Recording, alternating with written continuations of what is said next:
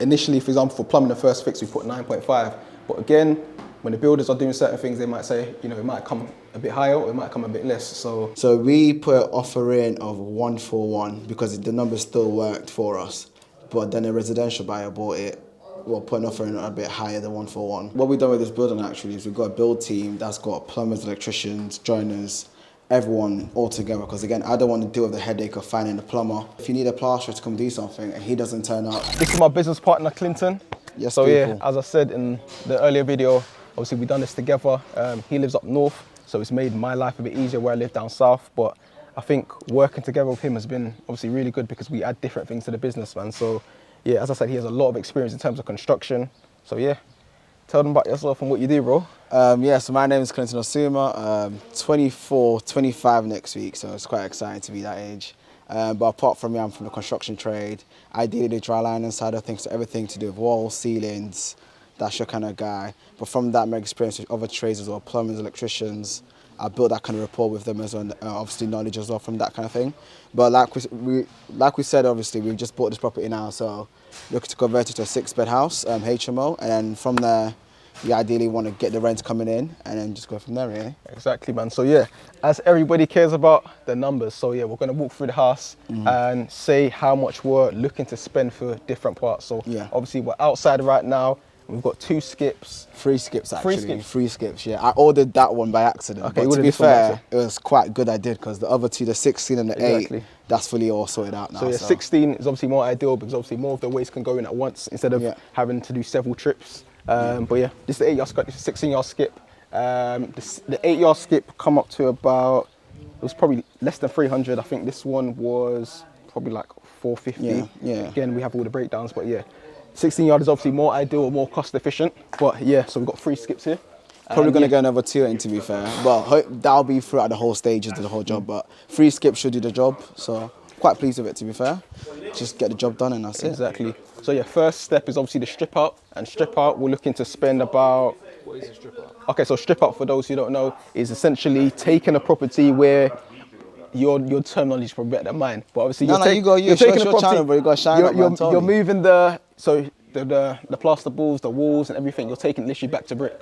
So obviously when we go into the property, we're going to see literally back to brick. You're going to see like the bare brick of the property, because obviously it's not just, you're not going to see no bricks. Obviously there's so many wallpapers and different layers.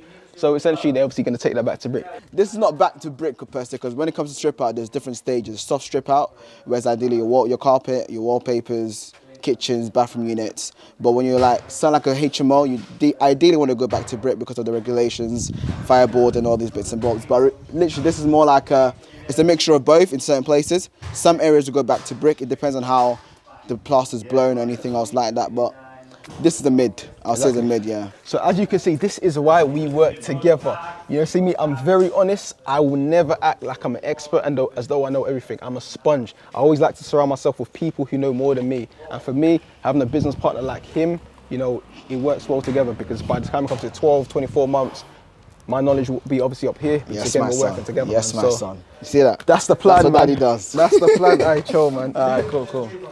Strip out, we're looking to spend, what would you say? Yeah, we wrote it down as £3,000, but it's probably going to come more than So strip out, labour's costing us 2.7, which is not too bad. Again, this is VAT, so it's all cash. Ideally, the skips itself, we spend about 1.9. We probably think another 8-yard will do, but I'm looking, because we spend 16 and 8, probably another 2 8-yards, and that should be good. But all in, I'm probably looking around £6,000 for strip out, which is not too bad. So it's about £1,000 per room if you look at it like backwards kind of thing, yeah. But it's not too bad, to be fair, yeah.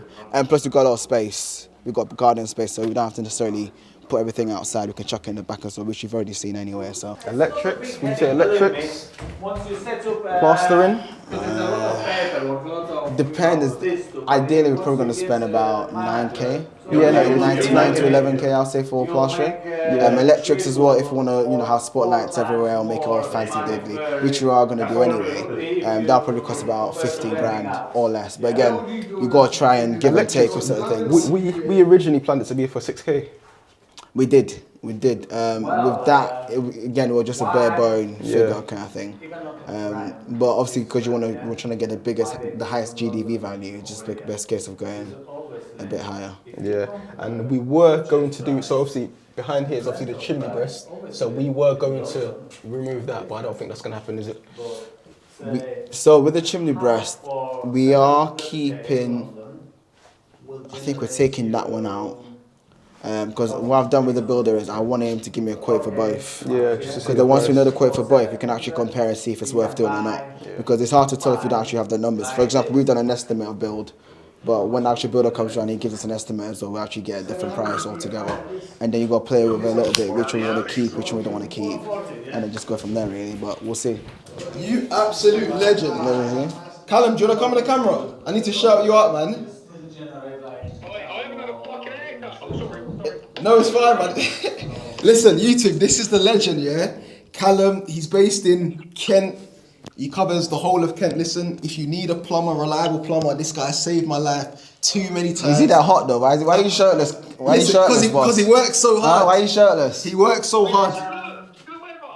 Listen, Nah, you're enjoying it too much, English people, man. You're enjoying Callum it too works much. so hard. So honestly, listen, anyone needs a plumber, this is the main man to go to, Callum. But yeah, no, Callum, seriously appreciate it, man. So, yo, Callum, can you hear me? Yeah, hang on. Yeah, no, I was just gonna say, I will sort out the rest of the payment. Is there anything else that you need from me? Everything's all working, yeah? No, that's it. Perfect, man. Appreciate it, brother. Appreciate it. So yeah, No, really, sure. so yeah. Once I finish this filming, I'll just I'll send it over to you. Yeah, that's fine. You absolute legend. And you know how old are you again? 24. 26. Bro, and this guy, bro, his knowledge is crazy, man. I'm even thinking of he wants to do projects for us up north. So Will you come down? Well, come up. What would you say? hold this one, please. 3 of them boilers in a day. You do 3 boilers in a day? If I did them ones, I'd fit 3 in a day. What boiler did you fit? The Worcester 1000. Right, okay. What's the kilowatts on that one? What was it? 24? 24. All right, that's all right. Okay, mate. All right, just WhatsApp me exactly remaining how much is left. I think it's 500, is it? Yeah. Okay, cool. No worries, I'll sort it and I'll get onto the cleaners now. All right, then, mate. Speak soon, mate. Thank you, man. See you later, mate. Cheers, bye. So a bit of an intro to what's happening. Basically, in one of my properties, the boiler had to be replaced. So obviously my plumber's there sorting it out. This is why, again, when you're managing Airbnbs and you're not local to the property, it's important to have a good team that you can trust. Again, I have electricians, I have plumbers, I have gas engine, different type of trades where I can call upon at any minute. So yeah, have reliable people on your team if you want a stress-free life. Obviously that's the bedroom, and obviously this is going to be the kitchen area, and kitchen we're looking to spend about 5.5 on this. Yeah, I think just to make it modern and nice. Anything you really want to add to this? I think it's nice where it's located, to be fair, because you've got the garden view as well. I mean, just imagine it being a nice sunny day like it is now when it's done. One thing we are going to do with the electric box, if we go up here, we're going to get this moved, because obviously this is going to be a bedroom for safety reasons. You obviously don't want that here. So yeah, we're planning to move it down now, under the staircase. under the staircase here. I think this one's probably more. But then again, it depends, probably in that corner. Because if the kitchen's wrapping around from that leg there, yeah. I guess we could always ask. Because remember that gets blocked up. Yeah. So the kitchen's an L-shaped kitchen. Okay, yeah. You know what I mean? So the electric's probably going to be there. I think the location of this property is amazing, if we're honest. I think for the size as well, you know, again, it allows us to make it into a 6-bed without needing to do any extensions. Literally the size, it could be all en suite. So location is good. Huddersfield Stadium is not too far away. The town centre is not too far away as well. Did you talk about how you found the property and not me? Who found it? I found it. He found it literally at 10 p.m. when I was driving back from Redcar. So you swear? And you rang. You don't even remember. Bro, I don't. You're like a fish. You need to start soaking it in. I know. So he literally rang me at 10 p.m. I was like, "Yo, Clint, I found something." And then you got me 3 properties, remember? Yeah. And then you're like, "Oh, why is it so cheap?" Because initially it was actually 140. Yeah. And then we got it for 137. But then when we came for the viewing, there was like 50 different people here. Yeah, it's true. And also, side note about this property, we actually put in an offer. So they wanted us to do a best and final for this property. Yeah. We put in a best and final. The best and final wasn't accepted. And then I remember, so this was like in November. And then it was like 3 months later. I remember I was out with my boy Lex. And then, we were out to eat, and then the agent just phoned me saying that the person who wanted to buy it, it fell through, they could no longer buy it. And then, bro, when I got the call... Do you remember that as well? And when I got that call, I was like, wait, what? Because this, out of all the properties we've seen, this is the one we wanted the most. And when we didn't get it, bro, it was like, damn, like we put our hopes in it. And then when phone call finally came through and she said, the property's available, do you want it? Like, bro, before I even called Clinton, I said, yes, we want it. And obviously I called him and then, bro, here we are now, man. So yes, it's a crazy experience, man. All I'll say is, don't get emotional. Bro, Properties are a rough game. Don't get emotional. So we put an offer in of 141 because the numbers still worked for us. But then a residential buyer bought it. Well, put an offer in a bit higher than 141. And then we wanted to go a bit higher as well, kind of like go tick for tack kind of thing. And then initially the actual vendor himself said, nah, we're just going to go with the other person. And they came to the numbers and everything else, and they just fell through. And then they came back to us. And then we said, you know what, we'll go lower. Because obviously now we got more power kind of thing. And then it went for 135, they said no, and I was like, cool. We'll do 137, find out best, if not, give it to someone else.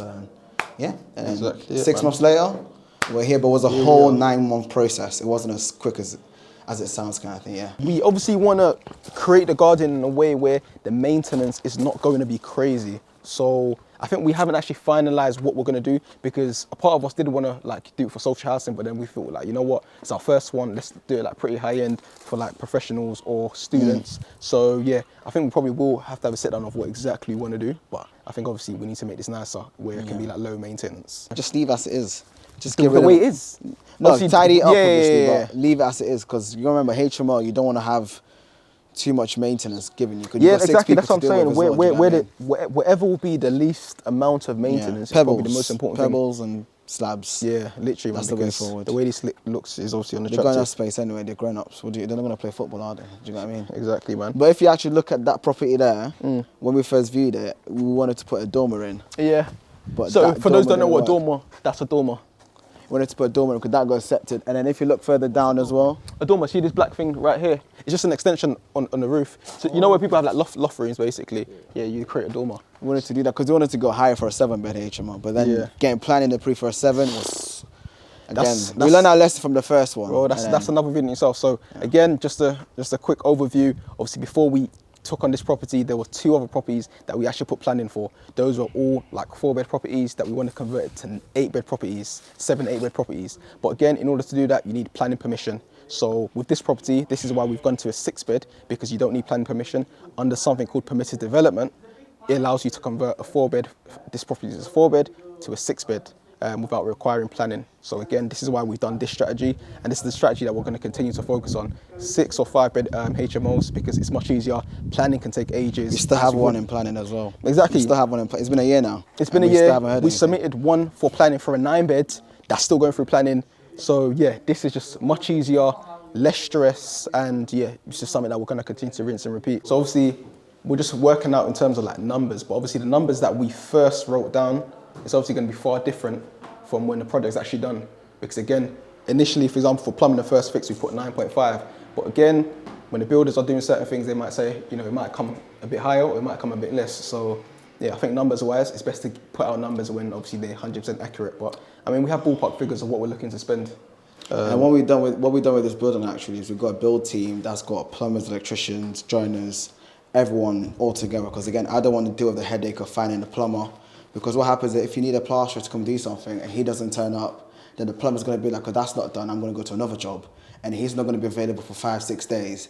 And what happens is you just get dragged completely. So it's best to just find a build team that does everything and then just get them to side and just deal with it. Because at least that way, you know, you're just blaming, you're talking to one guy. For example, our builder now is Eric, so he's dealing with absolutely everything here. So it just saves us the headache. Just say, Eric, is that done? Is that done? If not, why is it not done? Rather than going, oh, I need to call the plumber, I need to call the electrician. It's a lot of work. It's more expensive, but headache that you save is incredible. How do you find a good builder? Great question. I think word of mouth is a big factor. See, you have your checker trade, you have your Facebook, you have your word of mouth. You can do your references, you can go to the site projects to see what they're doing. You can literally just drive around the local area, see the projects that's going on. Ideally, first thing to look at is skips. Go to a skip, hi mate, how you doing, you okay? I've got a project at this street, do you want to look at it? Can I look, see what, that kind of stuff. But ideally, what I would say is, you can do all those other things, but sometimes builders can still let you down. You can't 100% find the right builder. But the thing is, you just have to make sure you work closely with your builders at all times. That way you can actually see something when it's going wrong or it's going left. And then just have people in the game that have done it way before you or someone in the construction game, because at least that way you can always have references back and forth. But finding the right builder, I have not seen one yet.